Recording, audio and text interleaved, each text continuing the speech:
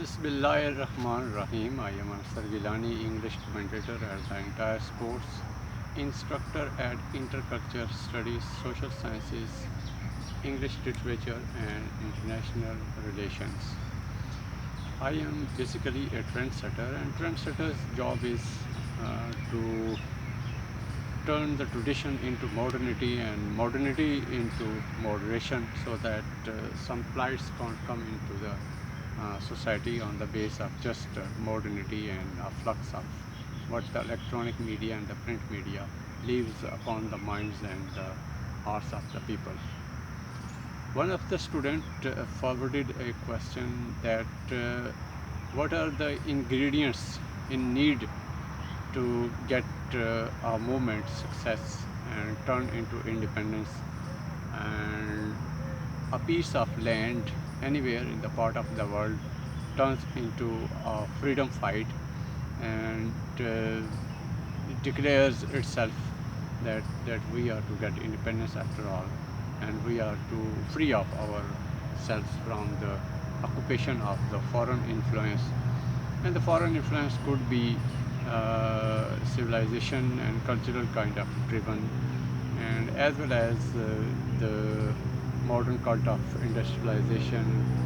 and democratization,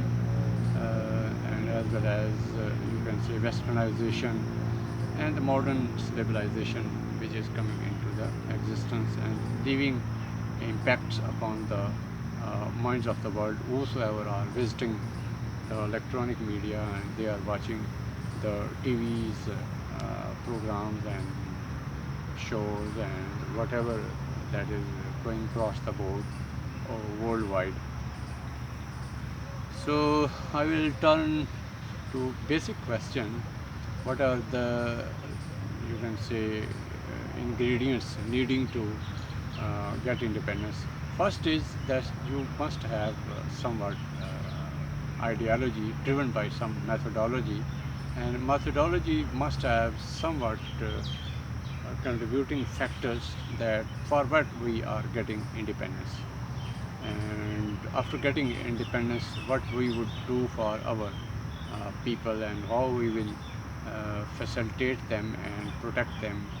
and safeguard their goods and their you can say reservoirs, and you can say their challenges like education and like relations with the rest of the world. So the first thing that needing a country that is about to be come into existence on its movement, and movement could be of two kinds. One is to wait for the time. That time is to decide that the administrative, you can say, lapses become cause to make a piece of land into independence and to give them individual right to rise in life and to get the right of you can say election and selection and rejection, and let them to go for their electoral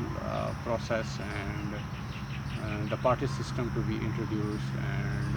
governmental you can say force is to be based. So first thing is that when you are to start a campaign for an independence of a piece of land where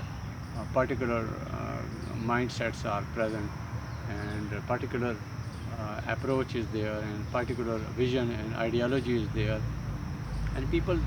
get ready to get rid of the foreign influence or the cultural influence or some kind of influence that is not meeting and matching with the vision and ideological demands, as well as having no you can say matching and facing the needs of ideology and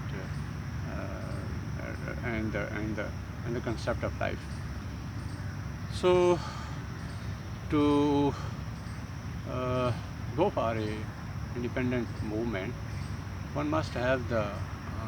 idea that they should have the industry and the factory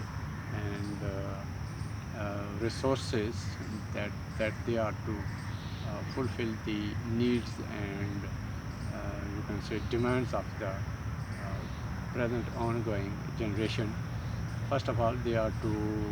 get them educated, and as the education should be based on the modern, you can say, challenges and with the modern demands of the corporate world, as well as their cultural and religious and conventional kinds of teachings could be included into it. But to make an independent nation free of the foreign influence of any kind, by educational and cultural or by economic pressures, so that after getting being independent they should be free spirited and free of any foreign influence. There should be no foreign intervention or interruption to the proceeding of their governmental procedures and governmental drives. First thing is they are to think that after getting being independence, how they are to cope up and they are to fulfill the needs of their uh, present generation, getting them educated and getting them employed and getting them healthy and wealthy and getting them made them adjusted in all corners of the life, as well as they should have their free and independence currency, and they should have free and independent foreign policy, and they should have free and independent intellectuals and scholars and policy makers and think tanks, and such political minded people, those should have balanced mind, and they should have skill and you can say the strength and strength of the character, strength of the personality, strength of the vision, and strength of the mind particularly, and the strength as to how they are to run the newly born baby or newly born country, how to drive them and how to keep them at the pace, and how they are to make short term and long term plan to live in the world, pacing up with the modern challenges and the foreign challenges and the challenges of the education and employment and adjustabilities that are highly needing, as well as the need to fulfill the demands of the youth is the most focus and central, you can say, approach there. Uh, to make a country stronger, they are to go through four areas. First is that they are to make a strong and strengthen financial or economic institution, because when they would be economically independent by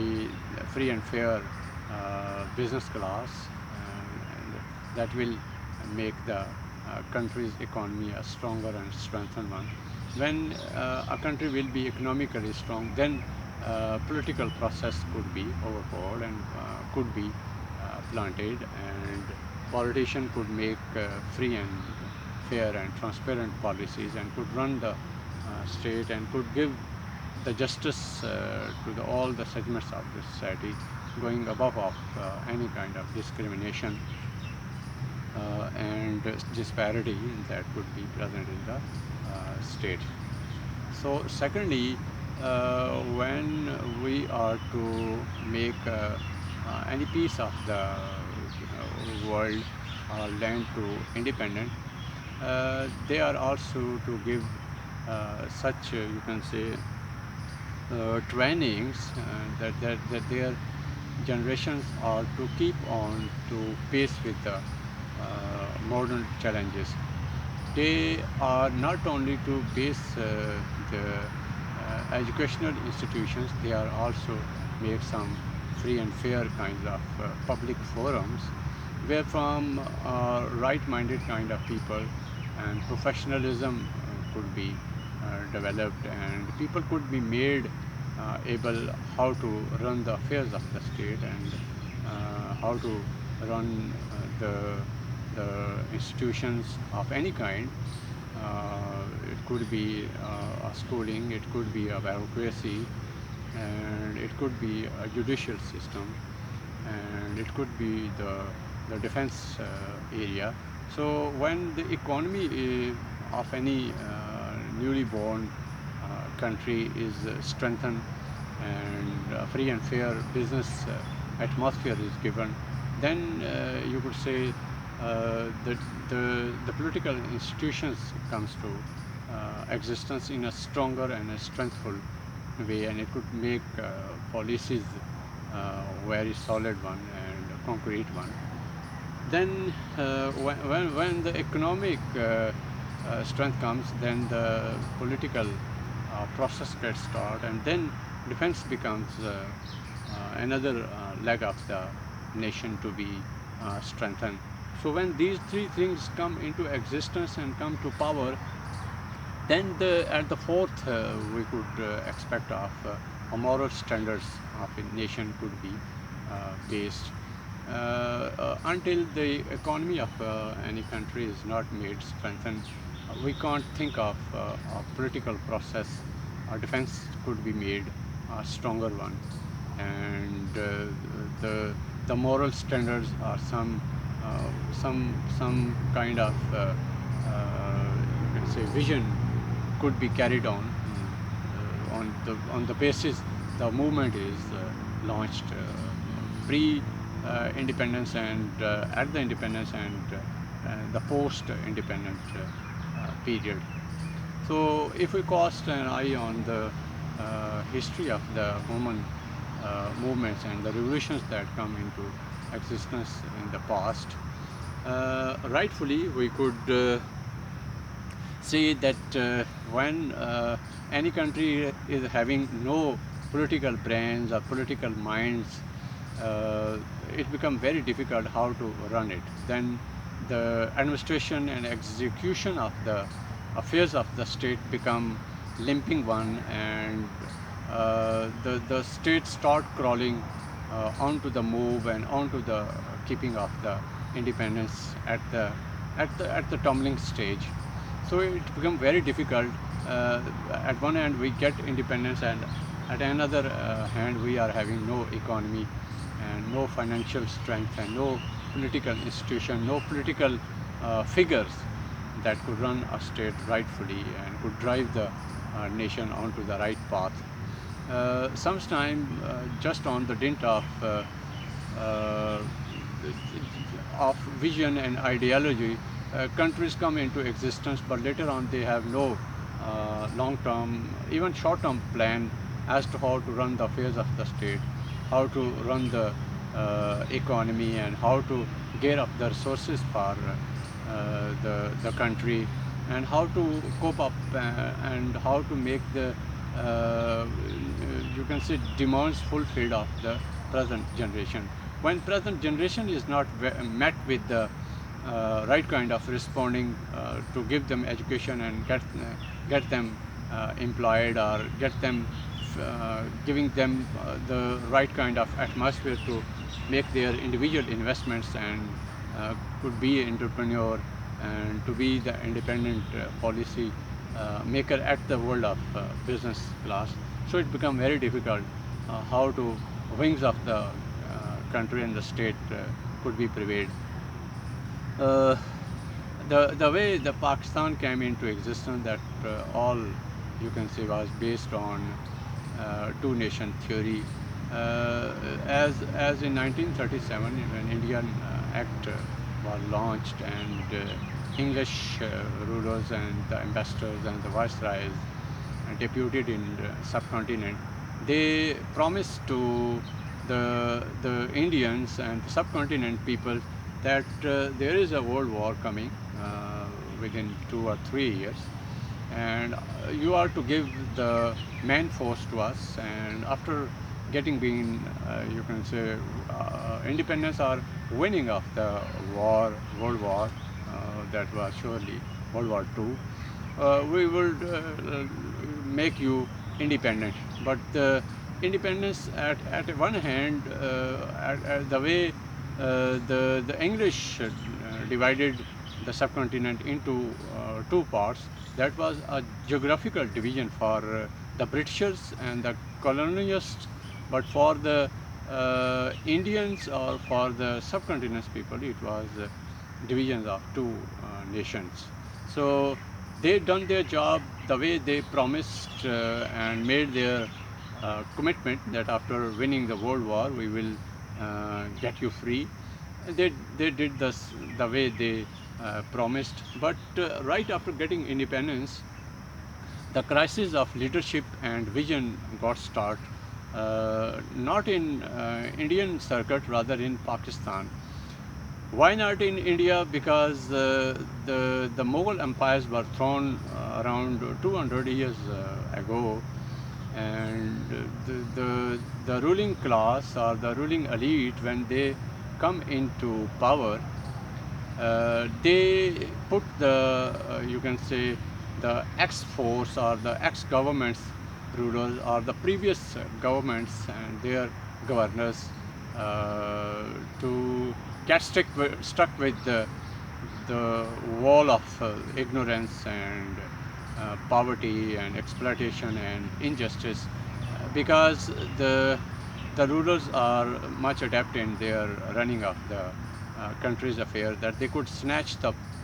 rule and power back to their hands. That's why Muslims have been forcefully put into the darkness,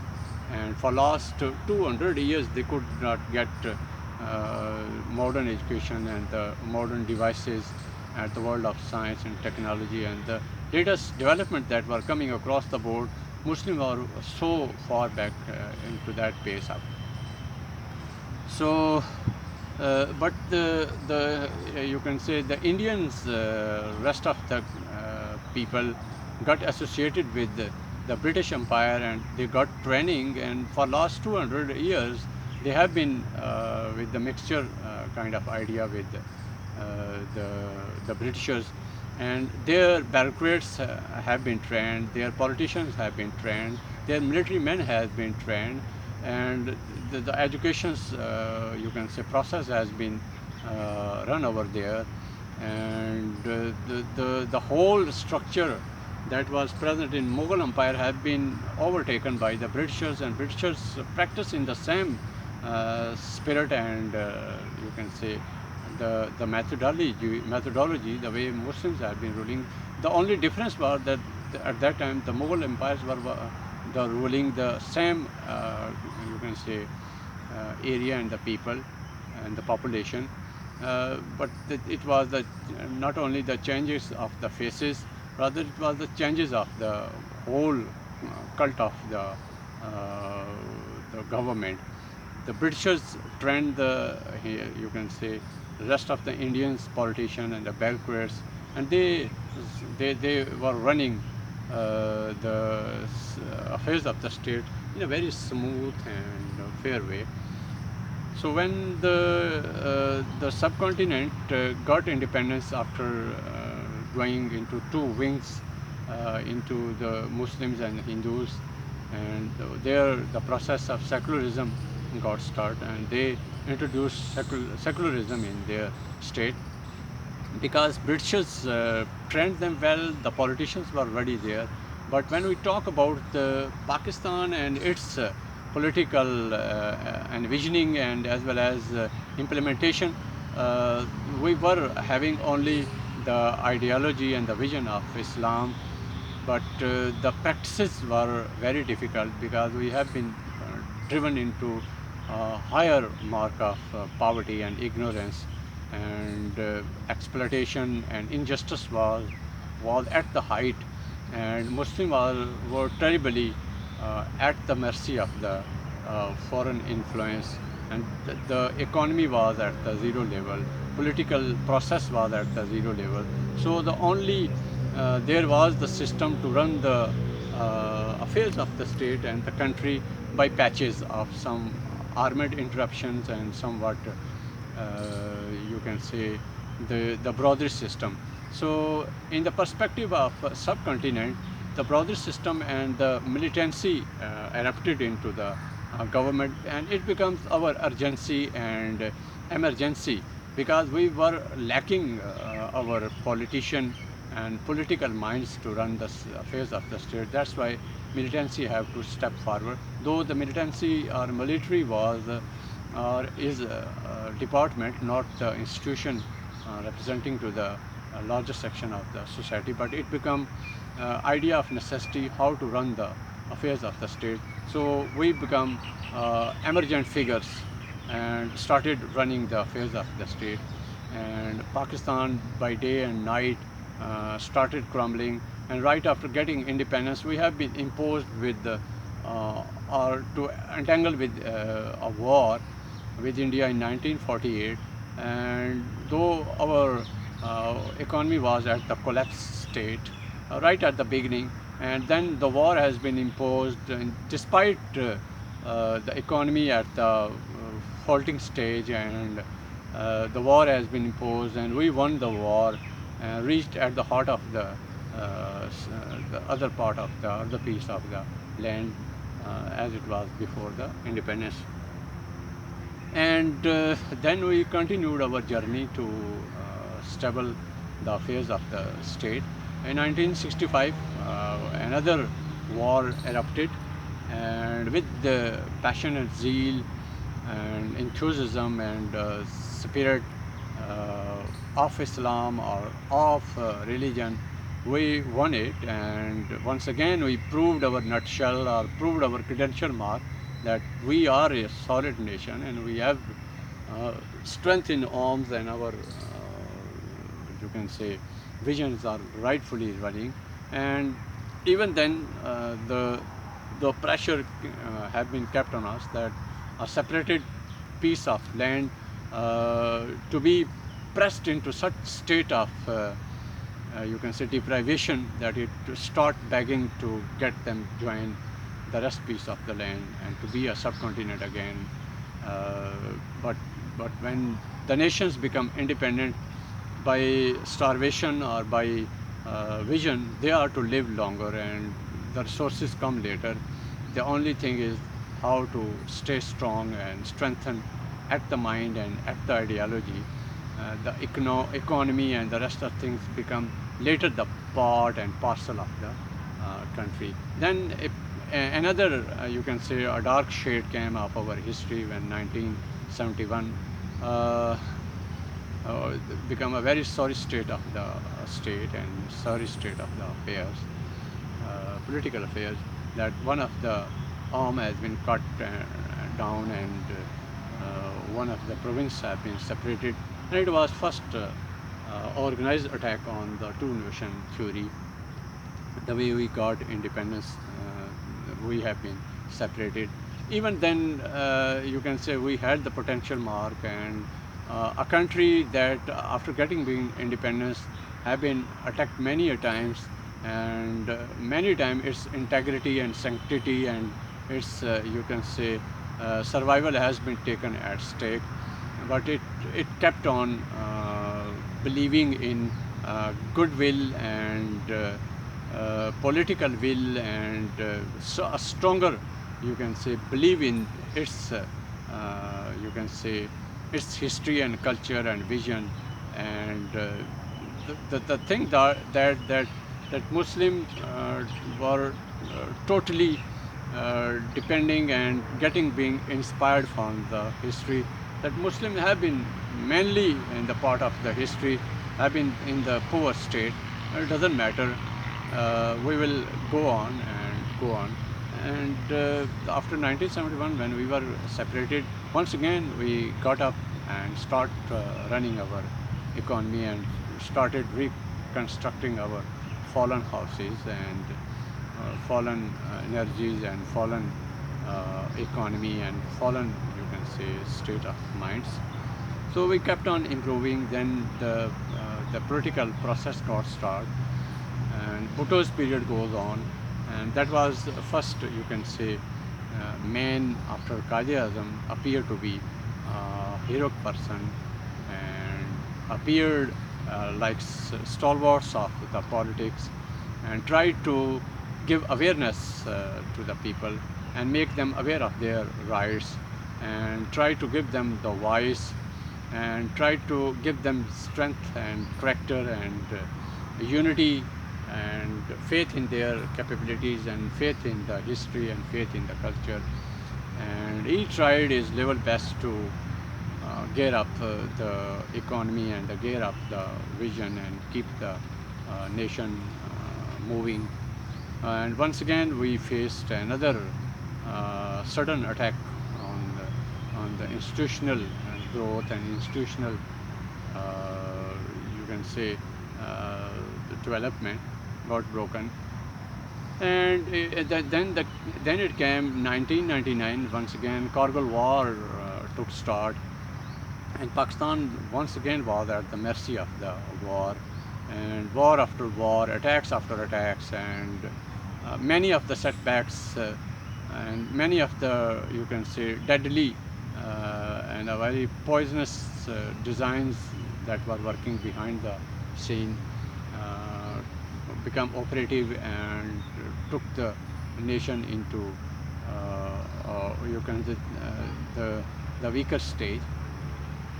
And the time kept going, and then it came 2001 when we became the part of 9/11 adventure that came from America, and we were at the high, you can say, development and high mark of excellence. We were being independent, and the development programs were being introduced. Though the dictator regimes was there, but to some extent the reforms were being given, and some steps were being taken on the right grounds. But the thing that there have been clash between military and the political institutions. The root causes were, you can say, present in the history and the development of the subcontinent and divisions of the subcontinent after World War winning, where the British colonialist system has been transferred into American. A new, you can say, power came into existence, and a new colonialist have been introduced on the face of earth, in the face of Americans, and they tried to make new designs as to how they are to occupy the larger areas of the world, not by sending their individuals and make their own governments into their government. Rather, it started working in a insurgency point of view. Insurgency means hiring the people from within the countries and utilizing their resources and their potential to break the borders and to break the ideological borders and to weaker inside the country. The experiences have been going on, but it all, you can say, is unflinching, or you can say unbreakable belief that we have in our vision and history and the power of Islam, that if you believe in it, the Almighty Allah is there and is always there to rescue them. So when we talk about the militancy and the political combating, now we are in 2020, 2019 or 2020s era, where we are the part of the modern age, and we are rightfully and with the confidence could claim in the world that we are an independent nation, and now we are able to fly in the community of the nation in a rightful stance and rightful steps that are needing here. Our economy is becoming stronger, but the phenomenal point of view, if we look into the affairs of the state and its inside picture, it's a very sorry state that still we are yearning after how to get education rate 100%, how to democracy to be prevailed in the country, and how modern enlightenment or how the youth could be equipped with the modern devices and the education and employment, and how their adjustabilities made able, and how their personalities to be groomed at such standards of living and you can say going with, that they could become adaptable and practicable and could go with the demands of the modern age. Though the youth of Pakistan is having much potential, but still it is in the gripping forces of the influence, and still our larger part of you can say budget and you can say investment goes to defense. If India and Pakistan sit together and make a no war treaty, then we can cut down our army size, and the you can say the major part of the budget could be invested into the welfare and into the promotion of the state and the countries, and we could facilitate the civil society, and employment could be given to the larger sections of the youth. So for the better future of the subcontinent, it's the high time rather to clash for nothing. We are to have a sane approach, and we are to follow the wisdom, not the intelligence. And the intelligence is this, that we could not keep the you can say affairs of the both state well one, and we could not